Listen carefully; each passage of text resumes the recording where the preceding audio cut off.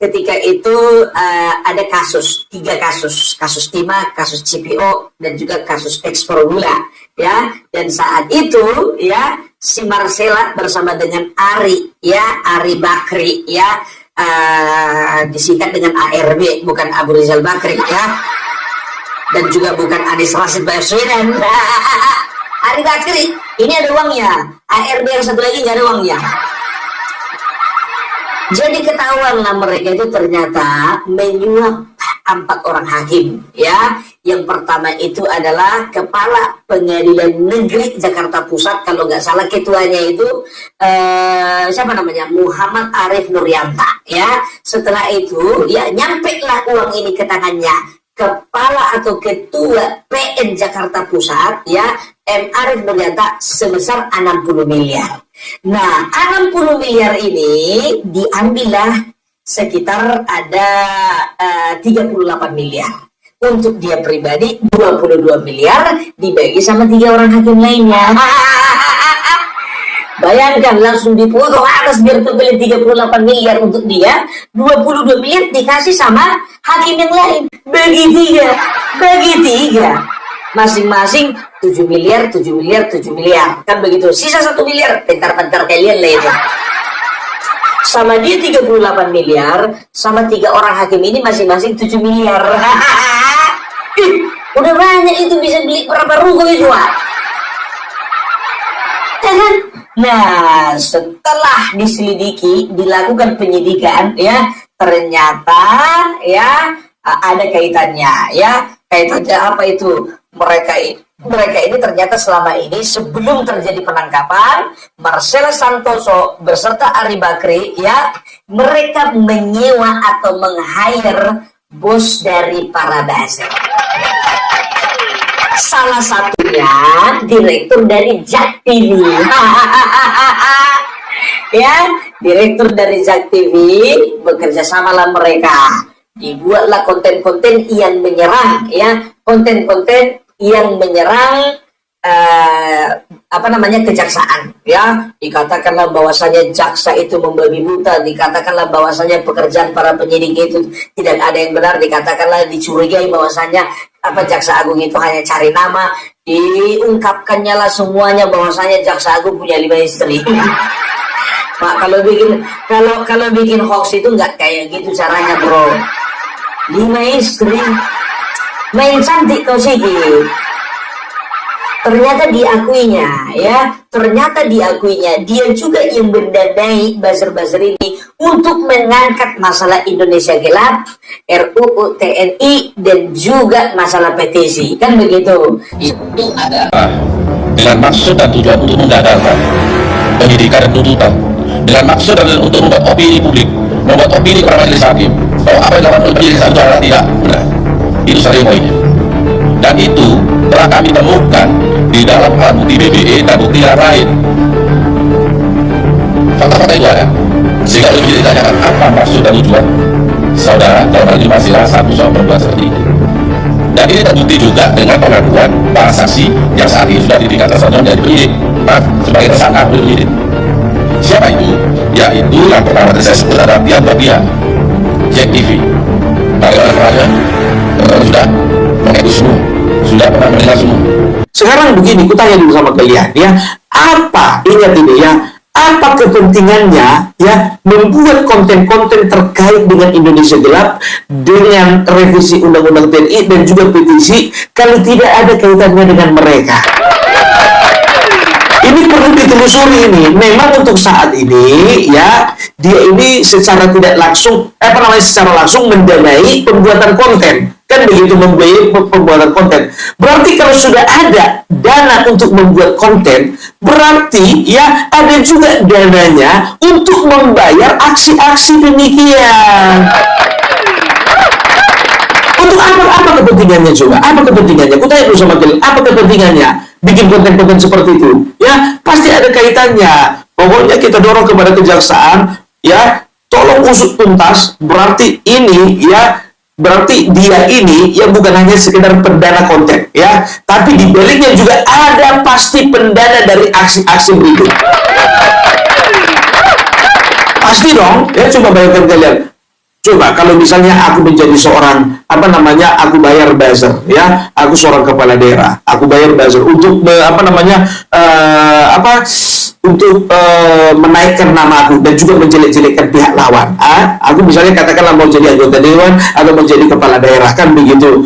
Kalau misalnya ya dia menjelek-jelekkan anggota dewan sana atau menjelek-jelekkan calon kepala daerah sana, ya kan gitu, ada yang bayar, berarti aku juga yang melakukan aksi daripada bad campaigns tersebut, kan begitu.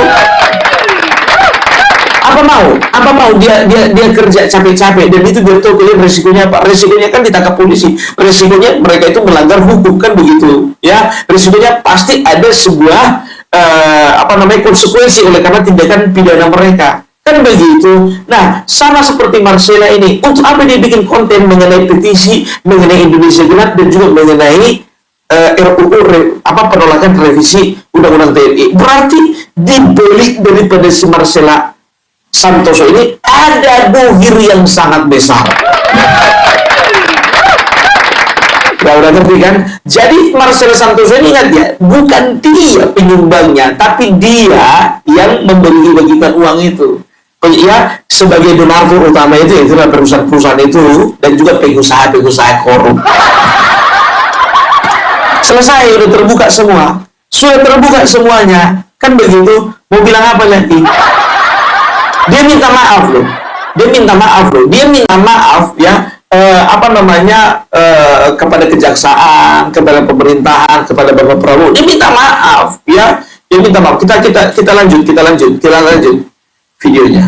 Dan sangat menyadari bahwa apapun dan bagaimanapun ceritanya, baik itu kelalaian saya tidak mengecek ulang isi konten, ataupun kelalaian dan luputnya saya mengecek dan meneliti kembali dan fokus terhadap apa yang disampaikan, saya menyadari bahwa konten-konten tersebut memberikan rasa sakit bagi pihak-pihak yang terkait dan terdampak. Untuk itu dari hati yang paling dalam saya sampaikan penyesalan dan saya meminta maaf kepada bapak-bapak dan mungkin pihak lain yang terkait dan terdampak, bahwa saya sejujurnya tidak pernah merasa ada ketidaksukaan atau kebencian secara pribadi, baik dengan institusi ataupun dengan pemerintahan ataupun dengan personal. Karena di dalam chat saya dan sudah dimasukkan ke dalam PAP, salah satunya terdapat percakapan yang saya antara saya sampaikan bahwa ada baiknya juga APH ini seperti Bapak Febri. Dan sebenarnya pendapat pribadi saya juga salut dengan warna penegakan hukum dan semangat penegakan hukum yang begitu tinggi di dalam institusi ini. Itulah pendapat pribadi saya, sehingga saya tidak pernah ada kebencian pribadi dengan institusi ini ataupun pemerintahan.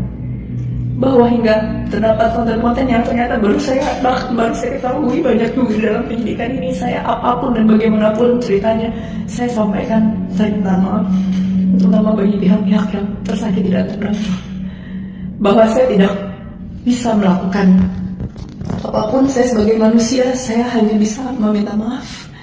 Saya akan mendoakan bahwa rasa sakit, rasa ketidaknyamanan yang dialami oleh pihak-pihak terkait dan terdampak akan dipulihkan oleh Tuhan dan akan dibalas dengan berkat dan berkah yang selalu berkelimpahan dan melindungi perjalanan karir Bapak ke depan dan perjalanan pemerintahan Indonesia yang sangat saya cintai ini. Semoga pintu maaf masih bisa terbuka setidaknya bagi saya, dan saya berdoa untuk yang terbaik ke depannya Bapak-bapak semua. Terima kasih. Amin ya Rabbal Alamin. Panjang kali kayak berita acara. Coba, begitu banyak orang yang rusak otaknya gara-gara kau. Kau jadi konten-konten negatif. Yakin aku, bukan cuma konten ini, aksi-aksinya itu pun juga ada yang bayar. Udahlah, logika lah ya, Indonesia Gelap segala macam ya. Pokoknya kita bisa nilai ya bahwasannya pemerintahan ini adalah pemerintahan yang baik, ya. Ternyata ada orang-orang koruptor, pebisnis nakal, mafia-mafia yang menginginkan supaya bangsa ini hancur lebur, yang menginginkan kekacauan di tengah-tengah bangsa ini supaya apa? Supaya mereka bisa berbuat seperti dulu sebelum zaman Bapak Jokowi dan sebelum zaman Bapak Prabowo. Itu aja intinya, ya. Mereka benci dengan yang namanya hilirisasi. Mereka benci dengan yang namanya akuisisi, ya, terhadap beberapa perusahaan asing. Mereka benci dengan kebijakan-kebijakan pemerintah yang merugikan perusahaan mereka, sementara di lain sisi, ya, itu sangat menguntungkan bagi bangsa ini. Sudah terbaca semuanya, sayang. Sudah terbaca.